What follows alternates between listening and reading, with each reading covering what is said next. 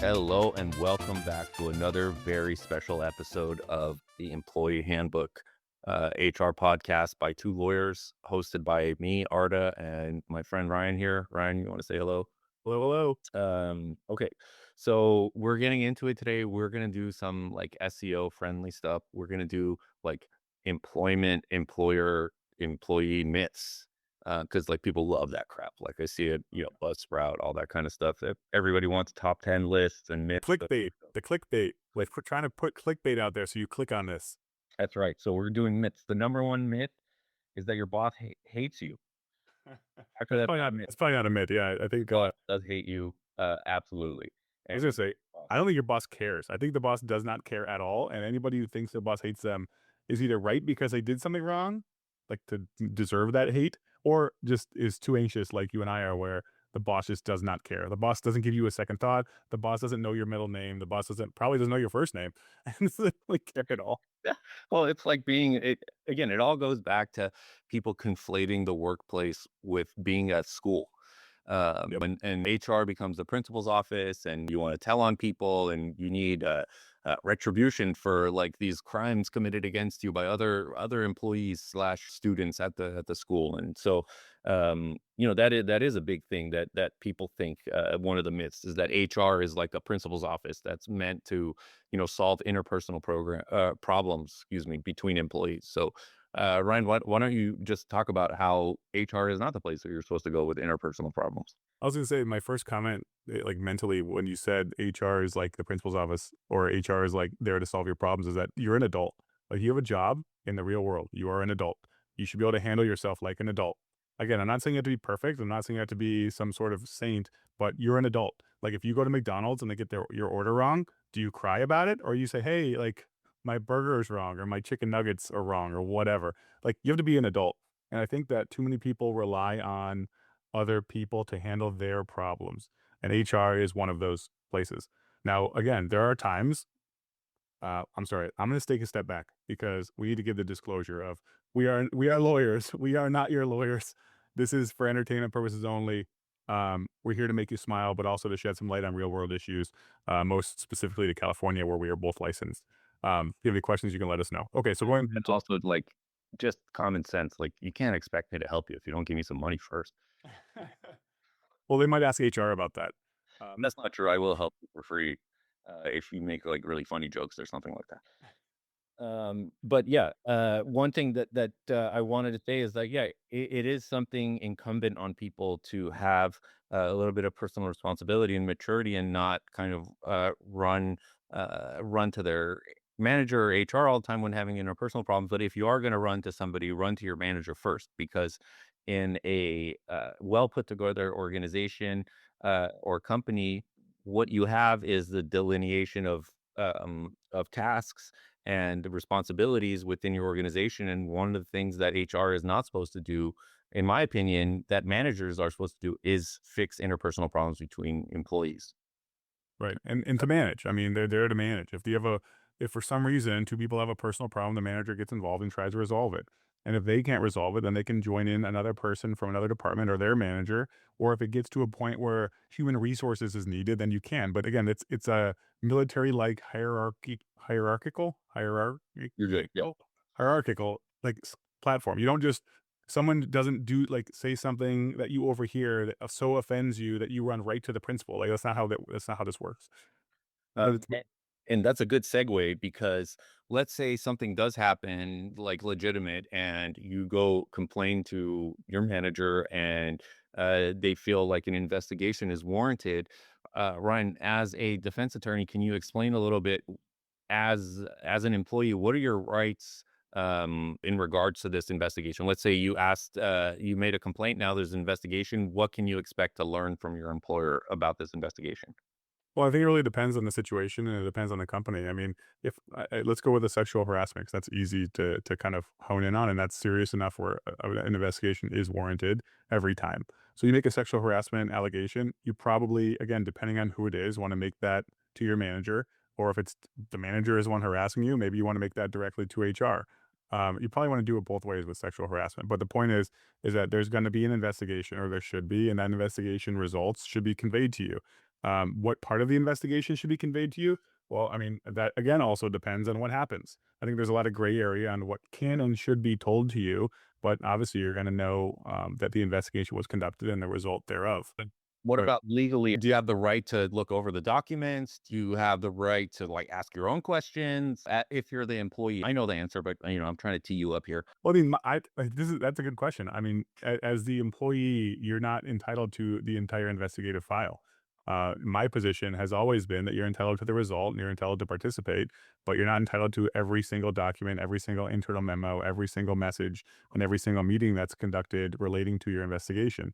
Now, I know that that may or may not come out later if a lawsuit is filed, but a lot of times investigative files are treated as privileged information. Again, that's a live by the sword, die by the sword argument that defense attorneys make.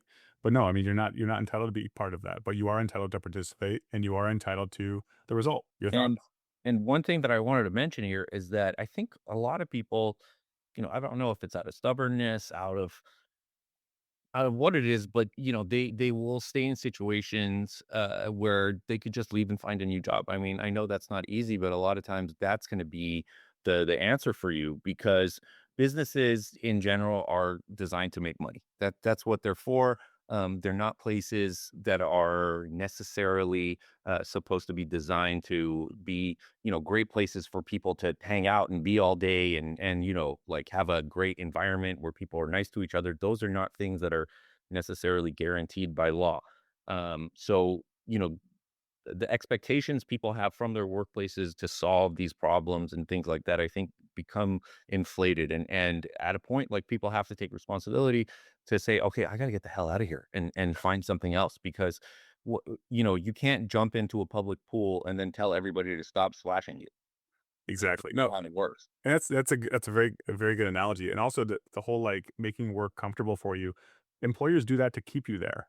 Like, when Google has free food and nap pods and all that stuff, they don't do it because they like you, they do it because they wanna keep you there. They wanna make sure you don't leave and you do more work because 'cause they're paying you money to do your work. So, it's a very nice mental trick that employers, conduct, like, having it like again, you need to have a workplace you can do your job in. It needs to be, there's rules about heat, there's rules about spacing, there's rules about, standing and sitting and all this other crap. There's rules. But at the end of the day, like those rules are very skeletal. You're not entitled to two couches in your office with a pull-out bed and a shower and like a turn down service. You're not entitled to that by law. You're entitled to a reasonable workplace to be able to conduct your job. And yeah, I totally agree. I think another problem that um, people have is that um, they think that every issue that they have has to be brought up to HR as well. Yeah. And it's just not the case. Sometimes, again, you have to have a little bit of restraint in how you deal with problems at work as an employee, knowing that, yeah, it might not be fair that somebody talks to you in a certain way or this or that, but um, causing a company to have to do repeated investigations on your behalf for things, even though they may be illegal, could also just lead to you getting fired for being annoying. And, don't try to rely necessarily on the legal system to solve this problem for you because it's not something that you're going to have a quick result. Yeah, and I mean, it's funny that we have to even talk about this kind of thing. I remember when I was a kid, I worked for a large hotel chain in one of their restaurants, making sandwiches and stuff. And I was treated different ways by different people, and I almost had an apprehension of my manager just because I felt privileged to have the job and like, oh my gosh, like I'm like, yeah, whatever he tells me to do, I got to do. Like I've had those feelings, but at the end of the day, like if he was mistreating me, like I'm not gonna cry to management. I'm gonna say, look, I'm gonna either tell him, please don't talk to me that way, or if it was that bad, I would tell a coworker or talk to somebody else in my department to try to figure out how to deal with that person. I mean, if he told me to work overtime, I wouldn't cry and go to HR. If he told me that I was doing my job poorly and needed, to change my ways, I wouldn't go to HR because I was being yelled at. Like that's not how this is done. Um, and I still like as a professional who defends companies, I still find it hard a lot of times to justify how people act these days. And I think that's why I tend to favor the defense in a lot of my things. It's like a lot of problems and a lot of money and a lot of time and a lot of aggravation could have been prevented by just common sense. Yeah, I agree. I mean, I see it from both sides because as an employer as well, I think one of the main misconceptions uh, I don't think it's a generational thing. I don't think it's Gen X, Gen Z, whatever. I think just people inexperience is the main thing, and maybe people just not knowing. But one thing that I get a lot of pushback on from employees, especially younger employees, is that's not my job. That's not my job. They get mad when other employees ask them for help or something like that. Maybe they think they're being used or taken advantage of. But that's one of the big things. That's not my job. And I think just in general, I think what will help people, this is not legal advice, but just kind of life advice, is your job is to make your boss's life easier. If you look at it that way, you're going to do well.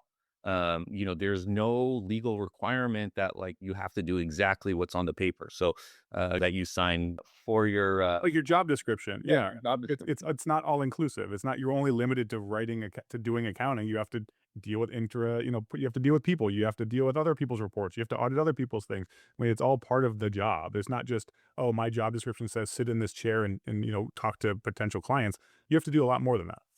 So yeah, and that's again, that's something that you leave the job if you're not happy with it. What is your remedy if you don't like the tasks that you've been given because maybe they're a departure from what your expectation was? I Well, know this answer. The answer is cry. Cry and possibly ask for more tissues. That's your remedy. It's cry because crying, yeah.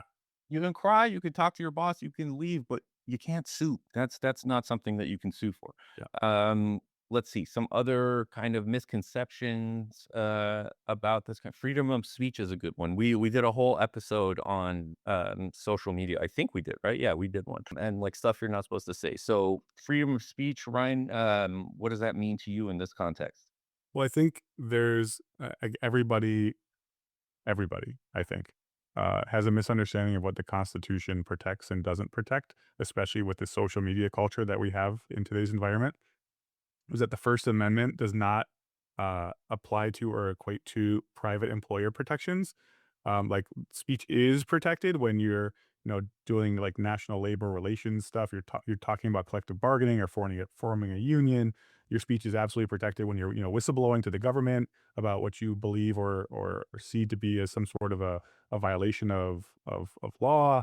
And also making complaints about things you experience in the work that are illegal, like harassment, retaliation, um, and discrimination, or like wage issues you're having. But when speech gets you fired, for example, you don't have free speech by harassing other people. You don't have free speech by just being a terror in the office and being that person. I want to say that guy, but we can't say that anymore. It's being that person in the office. If you're that person, then no one's gonna like you. One, and two, you're gonna get in trouble. Although you won't get in trouble like criminally under the First Amendment, you can't just be a terror at the workplace and cause a bunch of drama, or not harass but harass people essentially by telling bad jokes or being a bully or whatever. None of that's okay. And then, or the funny thing these days is what people think that posting on social media is like totally fine. Whatever you post on social media is fine because you have the First Amendment. Not true. Again, like if you start posting about your work on social media in a negative light, you're gonna have a bad day. It's not gonna work out well. Exactly. Like if you post on social media about your work, it means the government can't come arrest you for it. That's what the First Amendment means. It doesn't mean that your boss can't say like, "Oh my God, I can't believe this idiot telling everybody that like I fart on the cabbage." Yeah, that's a very specific example, but yes, absolutely. I mean, that's a very good point that I want to harp on again. Not about the cabbage, but the fact that if you speak in a way that would be protected by the First Amendment, you just can't get arrested for it. Like you can talk bad about the government if you want to. Again, your choice, but you won't get arrested for it. You might be ostracized socially for that. You might be, looked down upon by people that you work with, or looked up upon by people you work with. But again, you're making that decision to do. You won't get arrested. But you go somewhere like England and you do that, or like, and they're known for recently doing this to a lot of people about criticizing the government. You'll get arrested for social media posts. Like you'll get arrested, you will go to jail. They will find you guilty. Someone wearing a fake wig will send you to jail. It's just how it works. So, like one of the benefits, the cornerstones of American government is that we have the right of free speech, and that's what made the United States government what it is this free speech thing. So, again, the big misconception here is that you can't talk about, or I'm sorry, you can talk about whatever you want, when in fact you can, but you won't be criminally prosecuted for most things. Again, not everything is protected by the First Amendment, but it doesn't mean that your employer can take action against you if you start defaming it online, or you start posting live streams of you doing farting on cabbage at work, like those kind of things, which again, people do, but I don't know why they do it. It's not protected by the First Amendment. I think you touched on a little bit of the First Amendment stuff about being a terror at work, and so we've talked about this before, but it bears repeating. Um, you can be a terror at work and not um, and not give your company exposure for a discrimination or harassment lawsuit. So in a really roundabout way, that means that you can be an asshole unless you're being an asshole about specific legally protected characteristics. Which makes things difficult for lawsuits and things like that. But let's explain a little bit about what we mean about this. So, Ryan, what are the characteristics off the top of your head that you're going to Google right now quietly? Um, or protected characteristics under the Constitution that would mean hostile environment. Or Well, so harassment and discrimination, you cannot be harassed or discriminated against based on protected characteristics, race, religion, sex, including pregnancy, sexual orientation, gender identity, national origin, your age if you're over 40, disability, and genetic information. Um, California is broader than that. It covers marital status, veteran status, reproductive decisions you make too. So that can create a hostile work environment or lead to negative job actions. And if it does, then you have a claim for unfair treatment via the DFEH, or I don't know what they changed it to, the employee right ERD, Employee Rights Division, Civil Rights Division. They just changed them. they can I don't know, Google it. a year ago. Yeah, you guys can believe it, but those are the protected reasons. So like I'm trying to find an example because in California, essentially anything you say is protected. So like, but Well, my you can call someone an idiot. yeah, Uh, of course. Or like you let's say you don't like someone because of their choice of movies. Like, you don't like that they like horror movies and you like comedies or dramas or, I don't know, cartoons. But if you continue to make fun of somebody because of the movies they watch, that although it's completely legal to do in the criminal context, might cause you to have a tough time at work or cause you to, face some adverse employment or be fired or not have any friends or all of the above. what happens if your boss calls you a dummy every day? What do you think? Does that count as like a hostile work environment under the law in California, just broadly?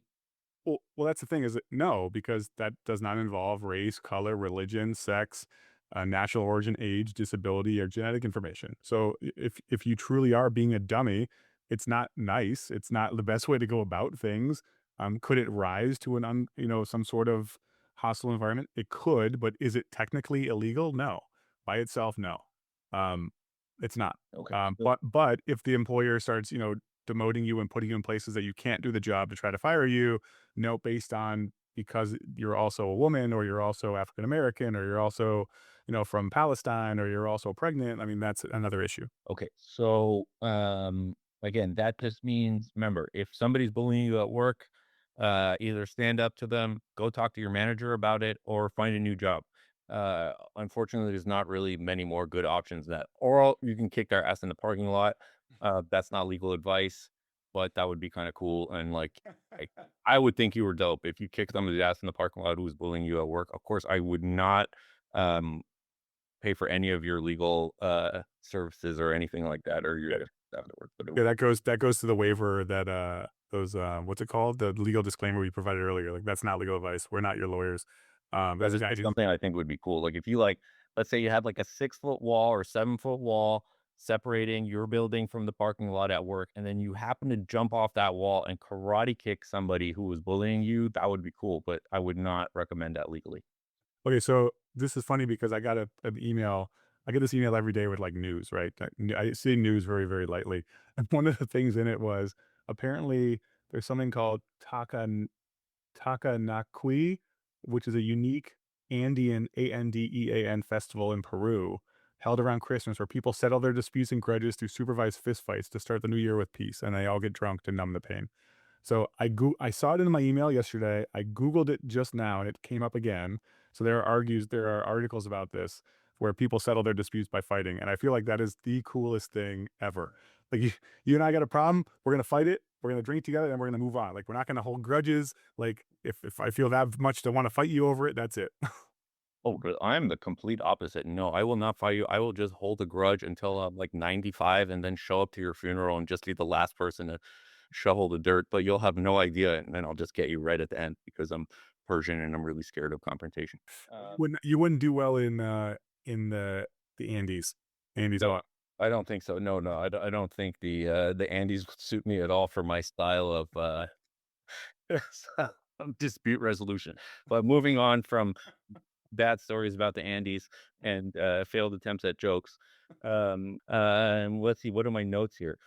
If you're an employer, one thing that you need to know, if you're a corporation, you need to have an attorney. You cannot be a corporation and not be represented by an attorney in court. So that's something that I see well, I don't know about a lot, but from time to time, when you sue small businesses, you see the owner of the business will show up to like a court hearing or something like that, and then be informed by the judge that they indeed are required by California law to be represented by counsel at all court proceedings. So that's just one thing that I don't know if that's a myth, but No, it's not a myth. That is what people think they own it and therefore they can be it. So that happens all the time. And I want to criticize the courts a little bit because they give too much leeway to people who file answers on behalf of themselves and their companies, which some judges are very good at it by saying, look, you have 30 days. Other judges are like, well, we'll give them another time and technically this, and it's all a bunch of BS. By law, that's why we have jobs. Like literally as an attorney, the only thing we have with our license is the ability to represent other people. That's it. Our job allows us to represent other people relating to the law or whatever else they agree to let us represent them to. So you, as a non-attorney, cannot represent legal entities. You cannot represent anybody else, was subject to probate and powers of attorney and all that crap. But it doesn't work. As an attorney, we are allowed. So unless you want to become an attorney, quit making our jobs harder. Just hire an attorney. Everything is a lot, although it costs some money to hire an attorney, and it sucks dealing with attorneys sometimes. You just got to do it. yeah, I think a lot of people, business owners, this is one of the reasons that selling HR and stuff like that just totally sucks as a business because most people they don't pay attention to this kind of stuff as something that they need to have for their business. And as a business owner, you need to understand like you can't just open a business and then possibly hurt members of the public with your products or your services and then expect that nothing is going to happen to you, that you're not going to be liable. You have to have funding as a business. You have to have some money saved. You have to have um, like money put aside for hiring a lawyer, for having a handbook, for having somebody help you set up things in a legal correct way. These are very important things because you are potentially harming people by being a business owner.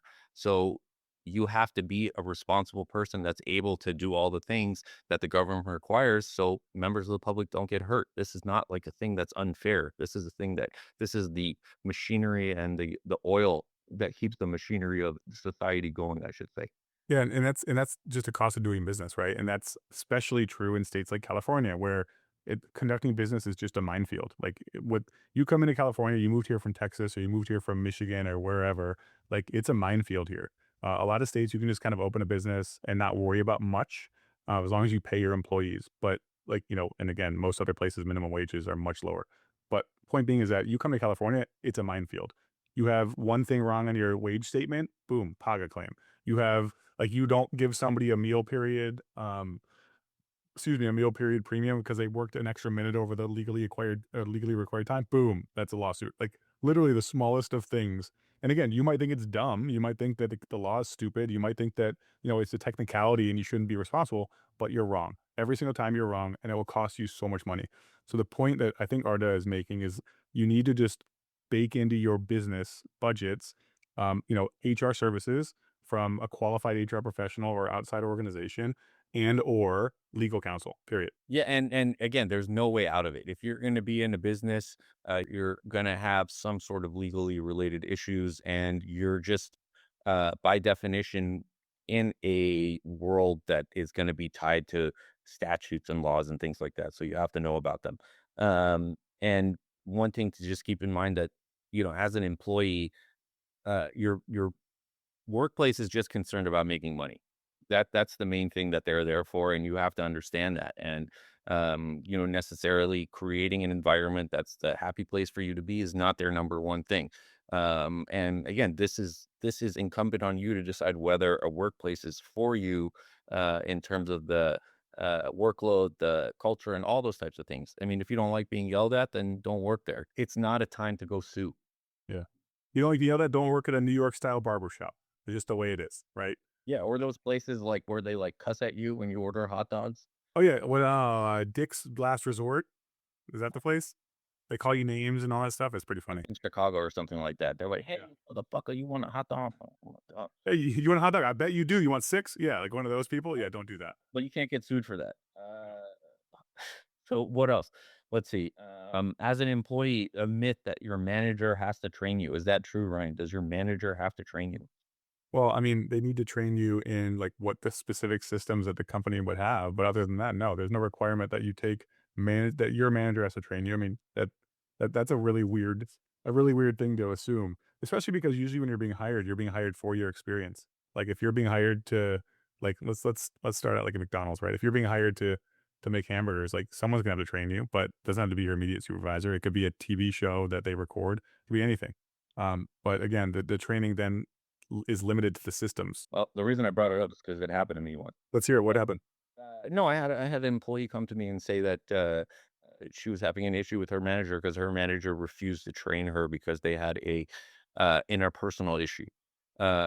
So regardless of the kind of management stuff that you have to do to wipe that under or just get rid of that problem, I should say, or solve the problem, it was just something that she thought was guaranteed by law that your manager has to train you. And I said, okay, well, why does your manager have to train you? Well, she said, so I know how to do my job. So what's the consequence of not knowing how to do your job? Well, I would get fired. Okay, but if your manager or, me knows that there's an issue that's causing you to not be able to do your job, then you're not going to get fired. I'm telling you. So there's no issue here. Mhm. But it was something that they felt like, hey, no, I am guaranteed that this job has to train me. No, that's not true. They can train you because it's in their benefit to train you. So you can do the job, but they don't necessarily have to provide training for you for the job. So that's like another thing. Like, what does your job owe you? Training is not one. Well, yeah, I don't think your job owes you much. I think the job just owes you payment. I mean, that's really you're here to make money. You're not here to like change the world. And if you are here to change the world, you're working probably for the wrong company. There are companies that do that, and the government has divisions that do that, but usually private employers that are not nonprofit. So they're for-profit corporations usually do not delve into we're here for a bigger purpose, unless it's like to get you to work harder. Because oh yeah, we're here for a bigger purpose. This robot we're designing is going to change the world. Like that's one thing. They say we're here for a bigger purpose because we're going to go in and save 100 kids a day from like abusive families. That's very very commendable, and but that's much different than creating robots that'll plant trees in the Amazon. Yeah, I think that's a huge thing that I notice. We haven't done it this time, but I'll browse Reddit for ideas, to talk about this. And one thing that I see with a lot of HR people, especially, is this attitude that there's producers, and this is used like pejoratively, producers in the company who are favored, and it just kind of racks my brain to think that, well, what do you think we're all here for? Those producers are the ones driving the company that are paying your salary. Of course, they're going to be favored, and they're really the most important thing to ensure the health of the company going forward.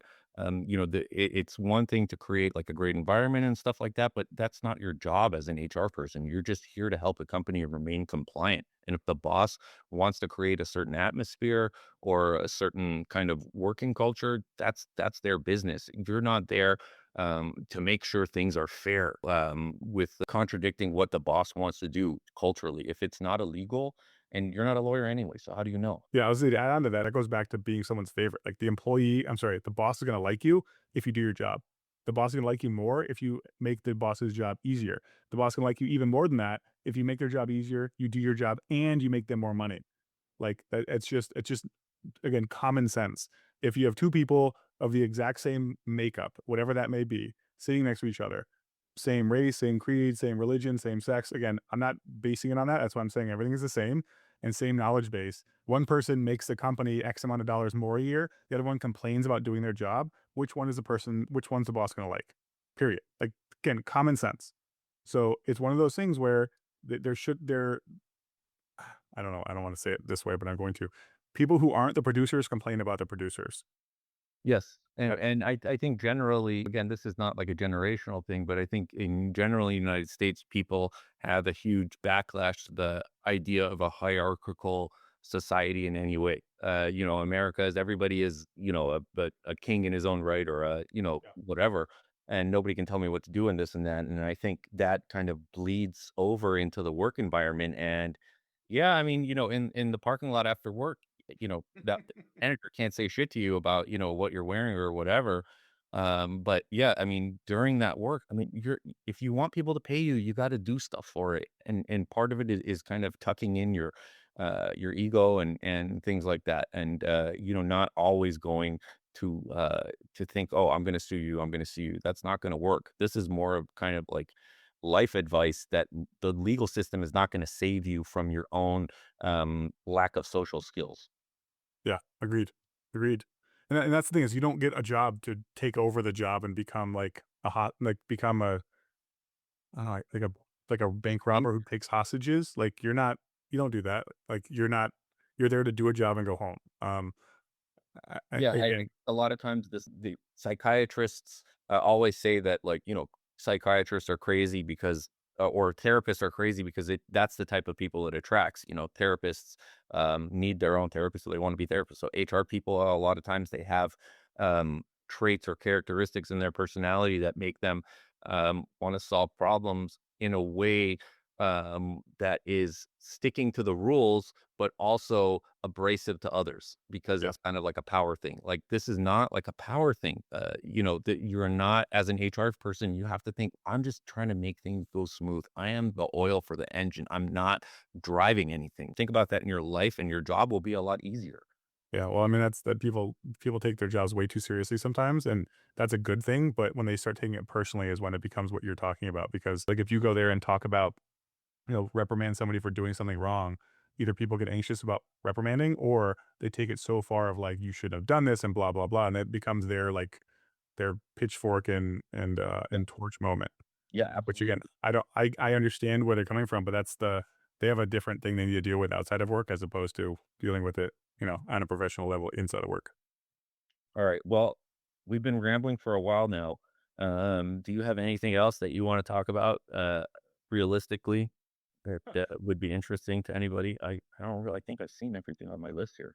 Realistically, I mean, just a couple like thoughts, I guess, is that um, when we talk about complaining, like a lot of people think they need to complain immediately or it's not an issue. Um, I've dealt with this in a recent case where like you can complain about serious issues at any time, but just remember that sometimes if you don't complain about something, it won't be fixed. So, like for example, if you have a person who is experiencing what they believe to be discrimination, if that person doesn't complain or doesn't let somebody know about it when there are no other witnesses, or even if there are witnesses, the management's not going to know and they can't take corrective action. The management you can't say management should have known because how would they if there's no witnesses?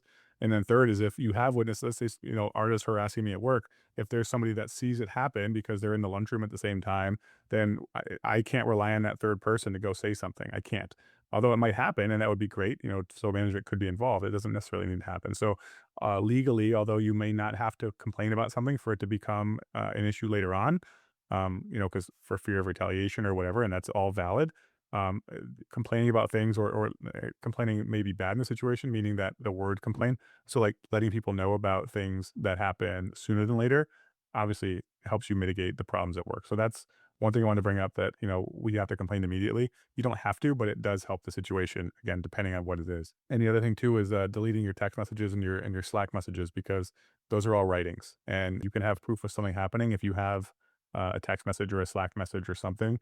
Um, you know, somebody might promise you a promotion and then they confirm it in a Slack message or a Teams message or a text message. If you delete that text message, then it's a bit of a problem for you. But that can count as a writing. Um, that helps you later on when saying, oh, well, it wasn't in writing. It doesn't count, but a text message does count. Yeah, and, again, all those things people never think, "Do you have any writing? Do you have any proof?" Yeah, all your text message, that's the one that they always forget. You have to go through and when they say everything, it means everything. You telling somebody, "Oh, man, I don't feel good because so and so was bothering me at work today," that's great evidence right there. Yeah. And so it's again, this all goes down to common sense, right? If somebody tells you something in some sort of writing, it's common sense. If someone, is acting like an asshole about things that are not listed under federal or California law, it's not illegal, but should they be doing it? No. Does that mean you should fight them in the parking lot? Maybe. I don't know. But again, that's work. You're not there to make friends and you're not there to like establish some sort of political social hierarchy to make you the boss of your cubicle pod. That's not why you're there. You're there to do a job. You get hired by, AAA, you're gonna there to process insurance and registrations. Get hired by Google, you're there to program or whatever. You're not there to sit there in the lunchroom and get all the goths together with all the jocks and all the artist people and make clicks. That's not why you're there. Yeah, and but also to be fair, you're also not there to enforce some sort of like social hierarchy and behavior as an HR person. Again, like the HR has become like a barber in the Wild West. It's like they do surgery. It's like the barber is doing surgery. Like HR is doing firing and interpersonal stuff, and also is calling the maintenance guy to like fix the filter for the air conditioning. Like, what the hell's going on here? Have your HR just do one thing. Anyway, we're just completely off the rails over here. Yeah. Sorry. You asked for comments. I gave you comments. Okay, so I guess we're gonna wrap this up. I don't even know if anybody's listening. If you are, I love you. Hi, Ryan's mom. Um, and any closing comments? No, I mean, I'm excited to see what this new year brings, and we're hopefully going to bring you more and more content. And yeah, I'm excited. Happy New Yeah, I Year. doubt it. We're probably gonna do like 3 more. They're gonna like forget about this shit. But if you got money and you want to send it to me, please do. For advertising and stuff like that. Not Oh yeah, all legitimate things. I heard one guy one time in like 3rd grade, they told me some guy in the newspaper just put like, "Hey, this is your last chance to send me $1. Send her $1 right now." And all these people sent him $1, and then he got in trouble for it. Like, why is that? That sounds like a great idea. I'm gonna go do that right now. All right, you're gonna send me $1. Thank you. Okay. Thanks, everybody.